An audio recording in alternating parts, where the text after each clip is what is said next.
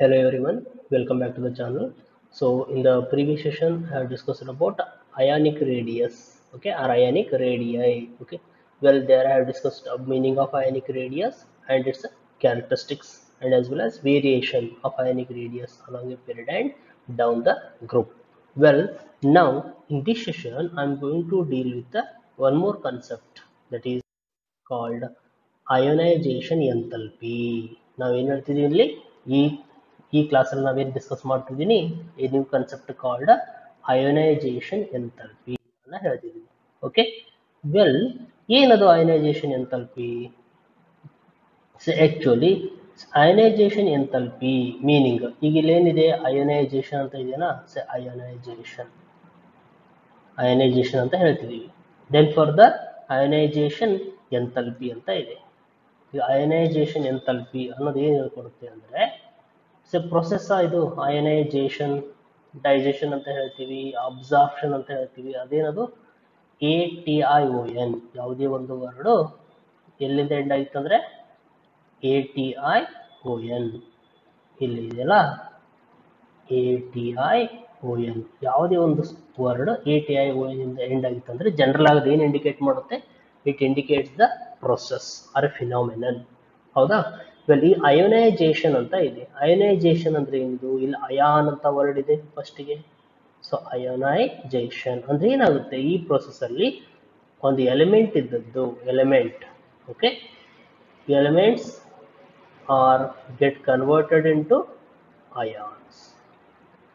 ಅಂದ್ರೆ ಒಂದು ಎಲಿಮೆಂಟ್ ಇದ್ದದ್ದು ಏನಾಗುತ್ತೆ? Element is get converted into ion. ಅದಕ್ಕೆ ನಾವು ಆ ಪ್ರೊಸೆಸ್ ಏನು ಕರಿತೀವಿ? ಅಯನೈಸೇಷನ್ ಅಂತ ಕರಿತೀವಿ.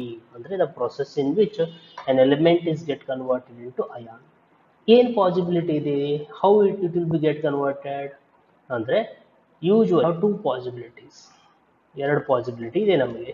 ಏನೇನು? Either by accepting electrons, element can get converted into ions. Okay, now what is the other possibility? By losing electron also, the element will be get converted into ions. So we have two possibility here. So well, here coming to the ionization, okay, the ionization enthalpy anta bandre ಏನು ಹೇಳ್ಕೊಡುತ್ತೆ ಅದು? It is the measure of tendency of an element.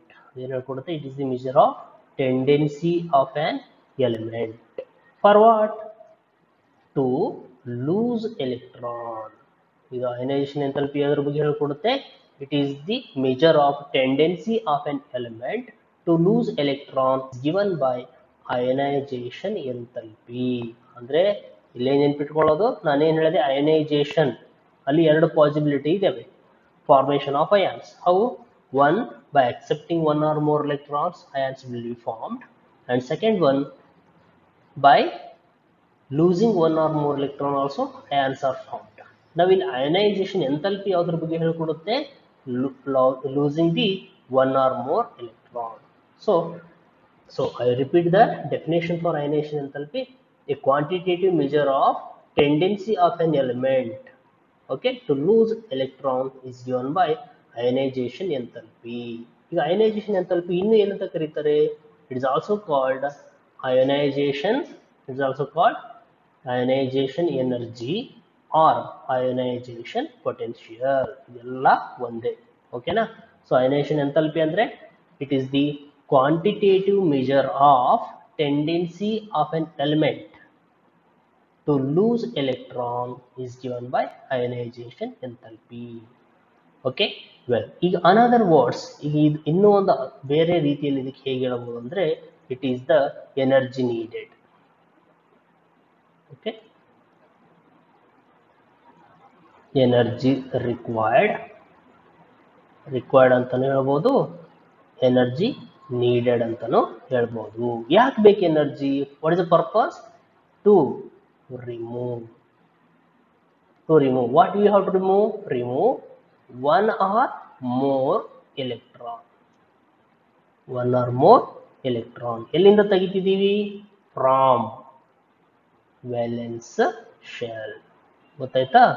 ಈಗ ionization enthalpy ಅಂತ ಬಂದ್ರೆ ನಾವು what is another way to define is the amount of energy required to remove one or more electron from valence shell of a isolated ಎಲ್ಲಿದು of a isolated gaseous species. ನೆನ್ಪಿಟ್ಕೊಳ್ಳಿ, ionisation enthalpy ಇನ್ನು ಹೇಗೆ define ಮಾಡಬಹುದು ಅಂದ್ರೆ it is the amount of energy required to remove one or more electron from okay valence shell of a isolated gaseous atom is called ionization enthalpy. Okay, well,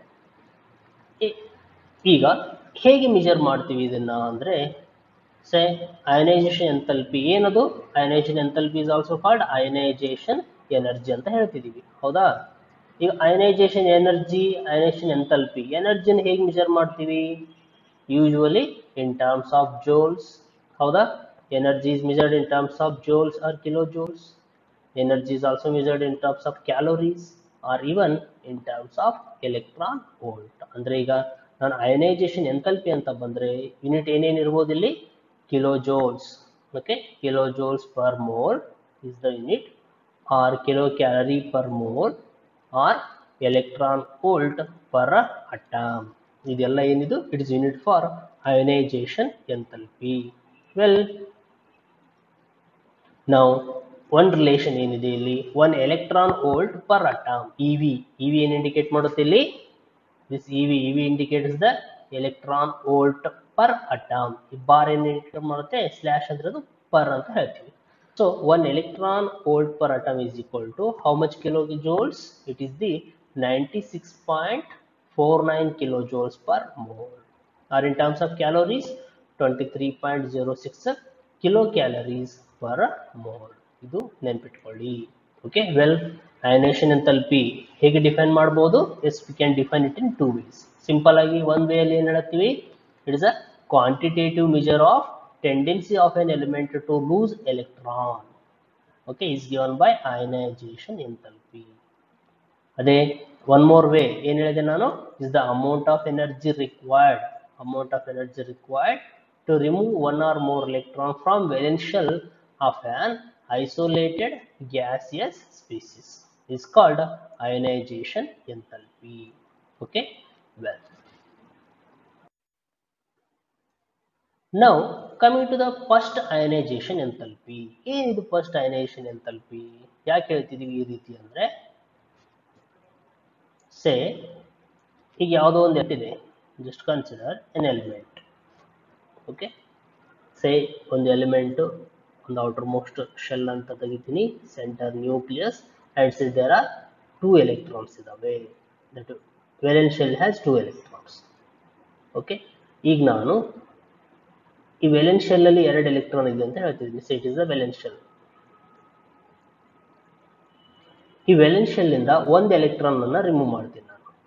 one electron will be removed. So nucleus, one electron remain and one more electron will be removed from its valence shell. ಅದನ್ನು ಹೊರಗಡೆ ತೆಗೆದಿವಿ. ಈಗ ಏನಾಯ್ತು, some energy we have used. Okay, some quantity of energy is used. It is called first ionization enthalpy.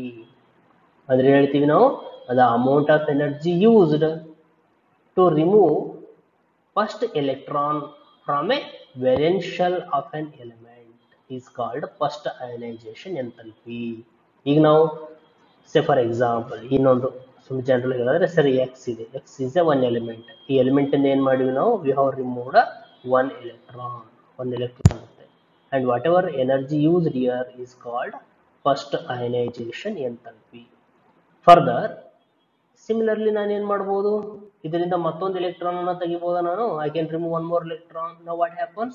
It loses 2 electrons, so 2 plus 2 charge, and whatever the energy used to remove the second electron is called second ionization enthalpy. ಅಂದ್ರೆ ಇದೇನಾಗುತ್ತೆ, it continues.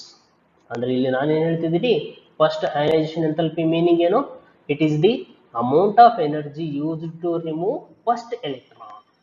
first electron of a isolated gaseous species is called first ionization enthalpy.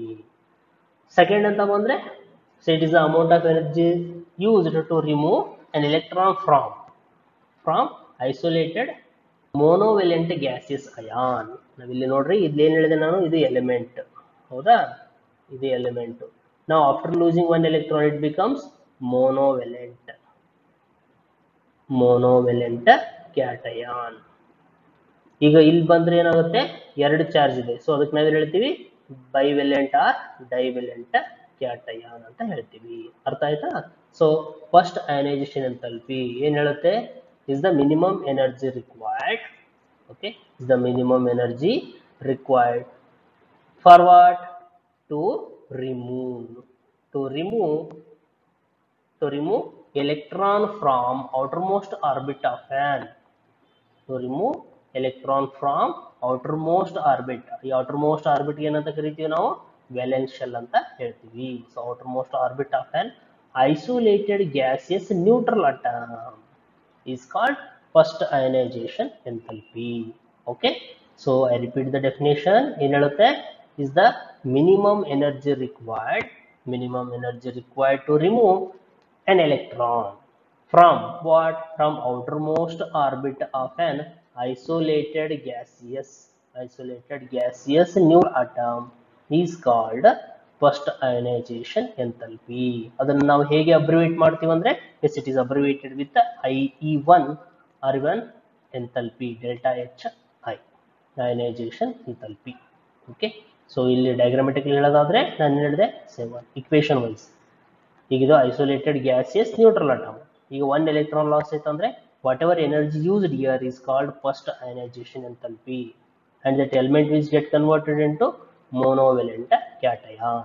ಈಗ second ionisation enthalpy ಅಂದ್ರೆ ಏನು ಹೇಳುತ್ತೆ, is the amount of energy required to remove an electron from, okay, valence shell of monovalent cations is called second ionization enthalpy, and it continues. Third ionization enthalpy, fourth ionization enthalpy ಅಂತ ನಾವು ಹಾಗೆ ಹೇಳ್ಬಹುದು. Okay, well ನಾವು example already ಏನು ಹೇಳಿದ್ದೆ ನಾನು, ಈ X ಅಂತ ತಗೊಂಡ್ರೆ, okay, gas is isolated atom. ಈ ಎಕ್ಸ್ ಇಂದ ಏನಾಗುತ್ತೆ, so one electron is last and get converted into monovalent gaseous ion ಆಗಿ ಕನ್ವರ್ಟ್ ಆಗುತ್ತೆ. Well, now coming to the second ionization enthalpy. ಏನಿದು ಸೆಕೆಂಡ್ ionization enthalpy? ನಾನು already ಹೇಳಿದೆ ನಿಮಗೆ, is also the energy required. Okay, ಇದಕ್ಕೆ ಏನು ಹೇಳ್ತೀವಿ ನಾವು, amount of energy required for what? Again, to remove the second electron. ಇಲ್ಲಿ ಏನು ನೆನಪಿಟ್ಕೊಳ್ಳೋದು, ಸೆಕೆಂಡ್ ಅಯನೈಸೇಷನ್ ಎಂಥಾಲ್ಪಿ ಅಂದ್ರೆ ಸೆಕೆಂಡ್ ಎಲೆಕ್ಟ್ರಾನ್ ಬಗ್ಗೆ ಥಿಂಕ್ ಮಾಡ್ತಿದ್ದೀವಿ. Okay, to remove the second electron, second most loosely bound electron in gaseous state of any positive ion. ಅಂದ್ರೆ ಈಗ second ionisation enthalpy ಯಾವಾಗ ಆಗುತ್ತೆ, ಆಫ್ಟರ್ ಫಸ್ಟ್ ಅಯನೈಸೇಷನ್ ಎಂಥಾಲ್ಪಿ. ಅಂದ್ರೆ ಈಗ already ನಮ್ಮ ಹತ್ರ ಏನಿದೆ, we have A gaseous ಮೋನೋವೆಲೆಂಟ್ ion. ಈ ಗ್ಯಾಸಿಯಸ್ ಮೋನೋವೆಲೆಂಟ್ ಅಯಾನ್ ನಮ್ಮ ಹತ್ರ ಇದೆ. ನಾವು ಇದರಿಂದ ಏನ್ ಮಾಡ್ತಿದ್ದೀವಿ, ವಿ ಆರ್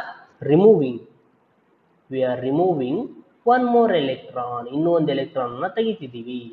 ಈ ಎಲೆಕ್ಟ್ರಾನ್ ತೆಗಿತೀವಿ ಅಂದ್ರೆ ಇಲ್ಲಿ ಎನರ್ಜಿ ಬೇಕು ನಮಗೆ. ಆ ಎನರ್ಜಿ ಎಷ್ಟು ಬೇಕಾಗುತ್ತೆ, ಅದಕ್ಕೇನು ಕರಿತೀವಿ ನಾವು, it is called second ionisation enthalpy. So after removing one more electron, that monovalent gaseous ion is get converted into divalent, or I can say bivalent cation, right? ಈಗ monovalent cation ಏನಾಗುತ್ತೆ, is get converted into bivalent cation ಅಷ್ಟೇ. ಅರ್ಥ ಆಯ್ತಾ? So definition ಇನ್ನೊಂದ್ಸರಿ ಹೇಳ್ತೀನಿ ನಿಮಗೆ. ಏನ್ ಹೇಳುತ್ತೆ, the energy required to remove the second most loosely bound electron in a gaseous state of a unipositive ion is called second ionization enthalpy. ಹಾಗೆ ಅದನ್ನ ಹೇಗೆ ಅಬ್ರಿವೇಟ್ ಮಾಡ್ತೀವಿ, okay, IE2. Example, general example ಹೇಳೋದಾದ್ರೆ, if I consider X is the gaseous species, gaseous monovalent gaseous ion, so it loses one more electron. Okay, so to lose the second electron, whatever the energy used is called second ionization enthalpy. Okay, well, so in general, the energy is always required to remove electron. General ಆಗಿ ಹೇಳೋದಾದ್ರೆ ನಮ್ಗೆ ಏನಾಗುತ್ತೆ, ಯಾವುದೇ ಒಂದು electron ಅನ್ನು ತೆಗಿಬೇಕು ಅಂದ್ರೆ ಏನು, energy is required or energy will be released. Yes, energy is always required. So energy is always required to remove electron from an atom or ion. Therefore ನಾವೇನು ಹೇಳ್ತೀವಿ, ಇಲ್ಲಿ ಎನರ್ಜಿ ಕೊಡಬೇಕಾಗಿದೆ, we have to supply energy. ಅದಕ್ಕೆ ನಾವೇನು ಹೇಳ್ತೀವಿ, ionisation enthalpy. Ionisation enthalpy is always positive. ನೆನ್ಪಿಟ್ಕೊಳ್ಳಿ, ionisation enthalpy is always positive. Positive ಅಂದ್ರೆ ಏನಿದು, in another words we can say endothermic. Okay, so remember, so general ಆಗಿ ಹೇಳೋದಾದ್ರೆ, since energy is always needed or can say required to remove an electron from atom or ion, hence ionization enthalpy is always positive and is endothermic. ಅರ್ಥ ಆಯ್ತಾ? Well, now, so important point to be remembered is, when I compare, if we compare the magnitude of first and second ionization enthalpy, ನಾವು ಎರಡು ionization enthalpy ಅನ್ನ compare ಮಾಡಿದ್ರೆ ನಾವೇನು ಹೇಳ್ತಿದೀವಿ ಇಲ್ಲಿ, so the second ionization enthalpy is always greater than first ionization enthalpy. Second ionization enthalpy ಏನಿರುತ್ತೆ, it is always greater than first ionization enthalpy ಅಂತ ಹೇಳ್ತೀವಿ. ಯಾಕೆ ಹೇಳ್ತಿದೀವಿ ಅಂದ್ರೆ, ಇಲ್ಲಿ ಏನು ಆನ್ಸರ್ ಕೊಟ್ಟಿದೀವಿ ನೋಡ್ರಿ, because it is more difficult to remove an electron from positively charged ion. ಯಾಕೆ second ionisation enthalpy ಜಾಸ್ತಿ ಆಗುತ್ತೆ ಅಂದ್ರೆ, it is more difficult to remove an electron from positively charged ion where the nuclear charge is more. ಏನಾಗುತ್ತೆ ಅಲ್ಲಿ, nuclear charge is more than the neutral atom. Okay, ನಾನು ಇದನ್ನ diagrammatically ಸ್ವಲ್ಪ explain ಮಾಡೋಕ್ಕೆ try ಮಾಡೋಣ. ವೆಲ್, ಏನು ಹೇಳ್ತದೆ ಇಲ್ಲಿ, ಇದು ಒಂದು ಎಲಿಮೆಂಟ್, ನ್ಯೂಕ್ಲಿಯಸ್ ಇದೆ ಸೆಂಟ್ರಲ್ಲಿ, ಎಲೆಕ್ಟ್ರಾನ್ ಇದಾವ, ಎರಡು ಎಲೆಕ್ಟ್ರಾನ್. ಇದು ಜಸ್ಟ್ ಫಾರ್ ಕನ್ಸಿಡರೇಷನ್. ಇನ್ನೊಂದು ಎಲಿಮೆಂಟ್ ತಗೋತೀವಿ, ಅದರದ್ದು ಅಯಾನ್ ಫಾರ್ಮ್ ಆಗಿರೋದು. ಓಕೆ, ಇಲ್ಲಿ ನ್ಯೂಕ್ಲಿಯಸ್ ಇರುತ್ತೆ and one electron is lost, one electron loss ಆಗಿದೆ. ನಾವು ಇದು ಎಲಿಮೆಂಟ್. ಓಕೆ, ನಾವೀಗ coming to the nuclear charge, NC ಅಂತ ಬರೀತೀವಿ, ನ್ಯೂಕ್ಲಿಯರ್ ಚಾರ್ಜ್. ಇಲ್ಲಿ ಏನು ತಗೊಳ್ಳೋಣ, ಎರಡು ಎಲೆಕ್ಟ್ರಾನು ಪ್ಲಸ್ ಅಂತ ತಗೊಳ್ಳೋಣ, ಸುಮ್ಮನೆ ಅರ್ಥ ಮಾಡ್ಕೊಳ್ಳೋಕೆ. ಇಲ್ಲಿ ಕೂಡ +2 ಇದೆ. ಓಕೆ, ನಾವು then charge electrons, number of electrons ಎಷ್ಟಿದಾವೆ, ಇಲ್ಲಿ ಎರಡು ಎಲೆಕ್ಟ್ರಾನ್ ಇದೆ, ಇಲ್ಲಿ ಎಷ್ಟಿದೆ ಎಲೆಕ್ಟ್ರಾನ್, ಒಂದೇ ಎಲೆಕ್ಟ್ರಾನ್ ಇದೆ.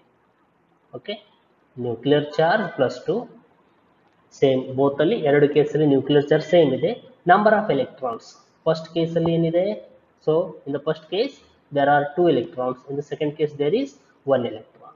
Okay, now ಈಗ ನಾವು ಅನಲೈಸ್ ಮಾಡಿದ್ರೆ ಏನು ಹೇಳ್ತೀವಿ ನಾವು, there is a electrostatic attraction exists between what, nucleus and electrons. ಎರಡರ ಮಧ್ಯೆ electrostatic force of attraction ಇರುತ್ತೆ ಅಂತ ಹೇಳ್ತೀವಿ. ಹೌದಾ?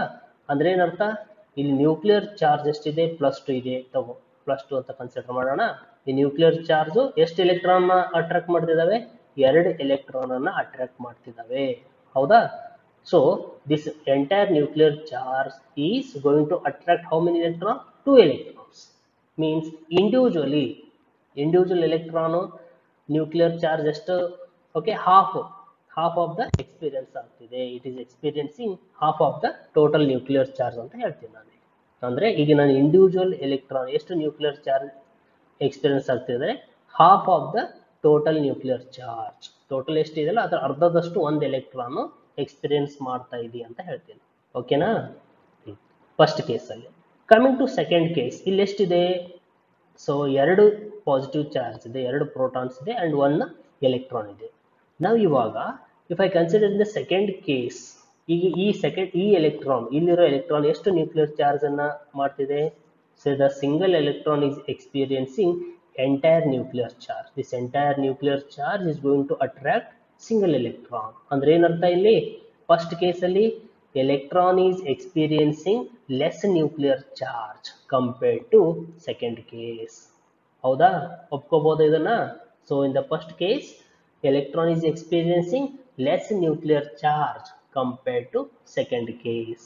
ಅಂದ್ರೆ ಇಲ್ಲಿ ಫಸ್ಟ್ ಕೇಸಲ್ಲಿ ಎಲೆಕ್ಟ್ರಾನ್ ಕಡಿಮೆ ಅಟ್ರಾಕ್ಟ್ ಆಗ್ತಿದೆ, but after losing one electron remaining electron ಏನಾಗುತ್ತೆ, will be more attracted by the nucleus. ಅಂದ್ರೆ ಈ ಎರಡರ ಮಧ್ಯೆ ಅಟ್ರಾಕ್ಷನ್ ಏನಾಗುತ್ತೆ, ಜಾಸ್ತಿ ಆಗುತ್ತೆ, will be more and more.